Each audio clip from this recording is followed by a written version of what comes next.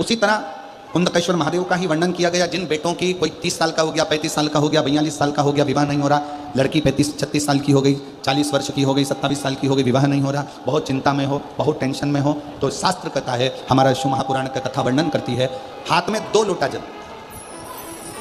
2 लोटे जल लीजिए और दोनों लोटे जल से शंकर भगवान का, जिस लड़का लड़की का विवाह नहीं हो रहा, उसी का हाथ से शिवलिंग पर दोनों लोटा जल आधी आधी मात्रा में चढ़ाइए। मतलब थोड़ा थोड़ा जल कुंदकेश्वर महादेव के नाम से चढ़ाइए। वही जल लेकर जाइए और बेलपत्र के वृक्ष के नीचे उसी जल से 7 धार,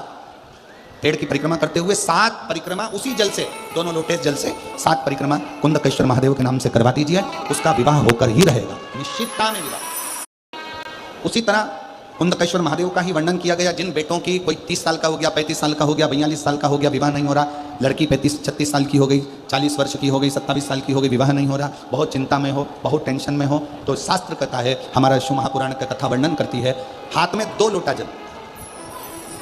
2 लोटे जल लीजिए और दोनों लोटे जल से शंकर भगवान का, जिस लड़का लड़की का विवाह नहीं हो रहा, उसी का हाथ से शिवलिंग पर दोनों लोटा जल आधी आधी मात्रा में चढ़ाइए। मतलब थोड़ा थोड़ा जल कुंदकेश्वर महादेव के नाम से चढ़ाइए। वही जल लेकर जाइए और बेलपत्र के वृक्ष के नीचे उसी जल से 7 धार,